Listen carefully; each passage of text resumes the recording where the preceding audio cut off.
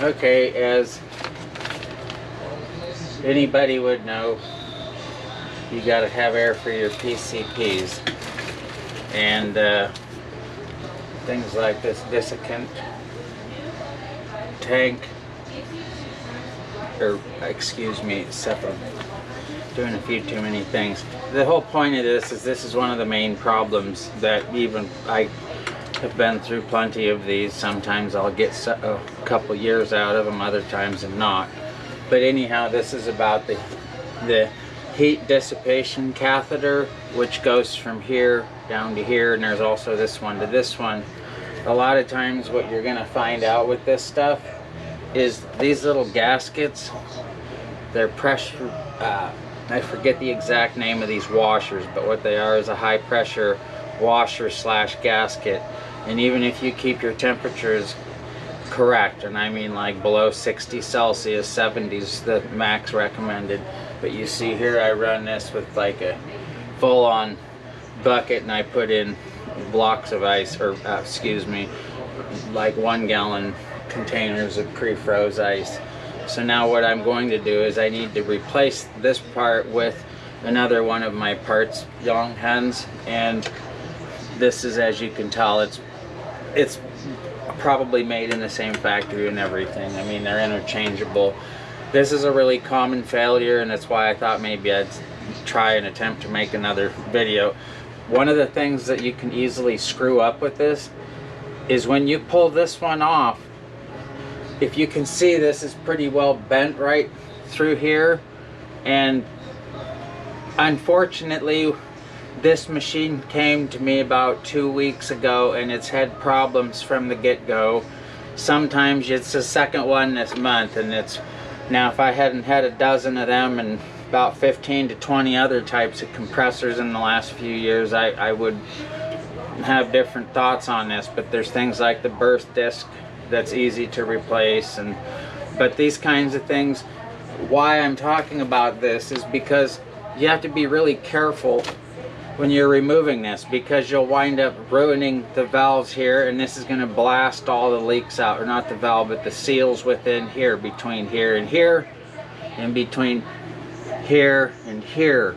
So when you're removing this, make sure that you're, from my own findings, is I back this one out first, really gently, and you make sure you're not tweaking this too much to where, you know, it's not about how much torque and power you can put into removing it. It's more about mindfulness, and in this case the mindfulness wasn't as good as it should have been, and now when I replaced this, I wound up miscalculating slightly.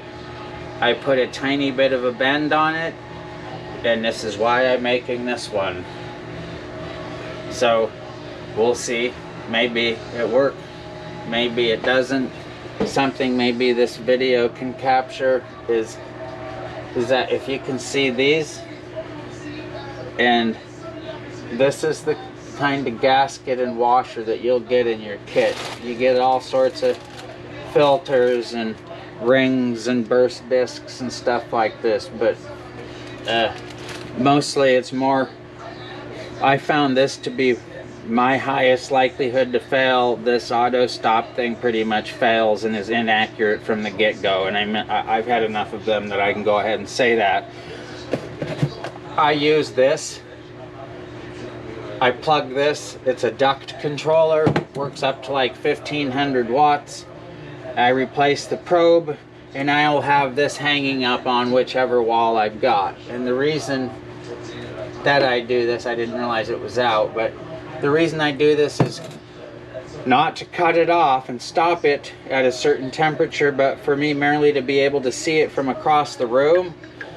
I would not rely on this auto stop on these. I think that they're a very poor design, but I also know that I can't just go to any shop and go ahead and ask for them to pressure my tanks up every day to the amount of air I use. So now I got this dissipant tank. So my problem with this is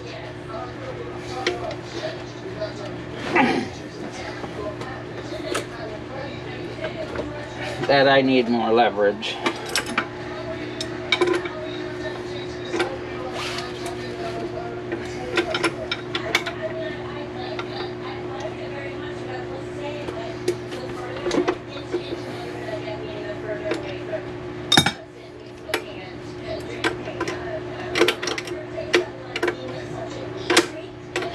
So I hope you people can see what's happening here, but as this is moving out, it's going to bend and flex this. Now, I'll admit I was incredibly sleep deprived and not paying close attention, and I don't know, I've replaced this stuff a lot of different times, and it happens. You're doing this stuff all the time and blowing these pumps out and having to constantly mess with them. It's inevitable. It's just a part of the price I fix into my shooting, you know. It's just, so I'm going through and I'm loosening this. Another thing to be very mindful of is when you're putting this back into the block. So if you can see what I'm talking about, this is pulling out and it's pushing this catheter out like this. So if you start up here and pull up here, you're automatically tweaking this.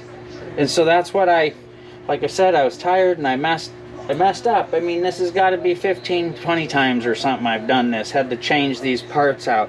Even when I keep it cool and under 60 Celsius, it doesn't matter. It's just one of them things that you have to deal with.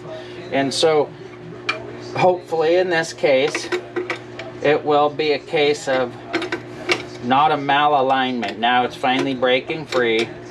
And I mean, if you're having to apply a lot of leverage to it, you overdid it. You don't need to tighten this stuff super tight. You probably end up winding up breaking something instead. Now this one is, I also used my boxed wrench, but I just wanted to hurry up and fix this rather than look around for all my stuff. Now, it's a lovely workbench I'm having here, isn't it?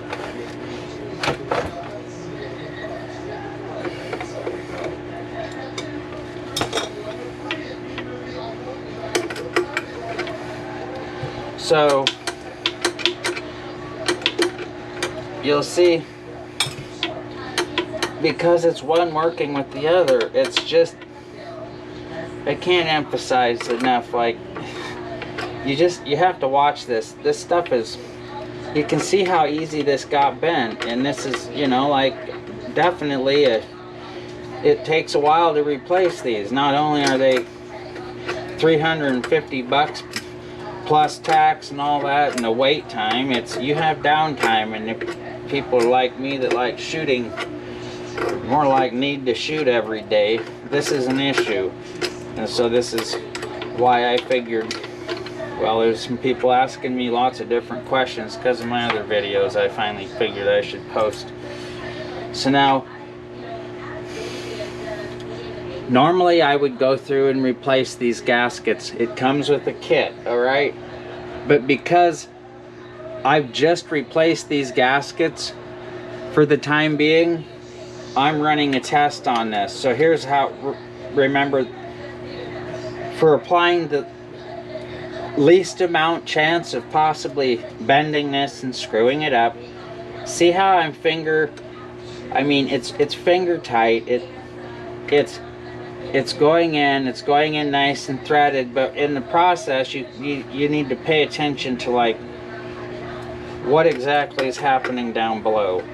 Now I've overdone it, and now this is out of alignment, it's malaligned, so I back that off a little bit. You can most certainly strip this block. I've definitely watched more than a few people do that, and that's hopefully not what I'm going to end up doing, but there's always a first. So I think that what I've got to do is drop this down more. You can see how freely this is actually spinning. Now I'm getting my alignment finally.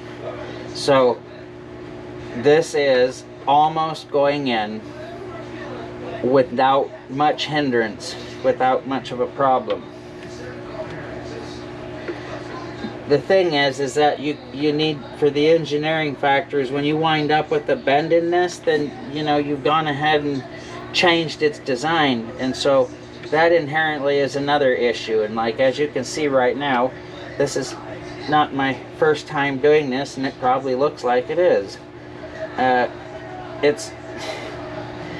like I said, it's something that you must do if you're going to be into air rifles, and you got to figure these out. And now I'm going ahead and I'm using low leverage crescent wrench, because this is going to lower my propensity of stripping. Now I'm running into it's tightening up, but I've already got a bunch of turns on it, so I'm getting some force on it, so I need to start figuring out about, here we go.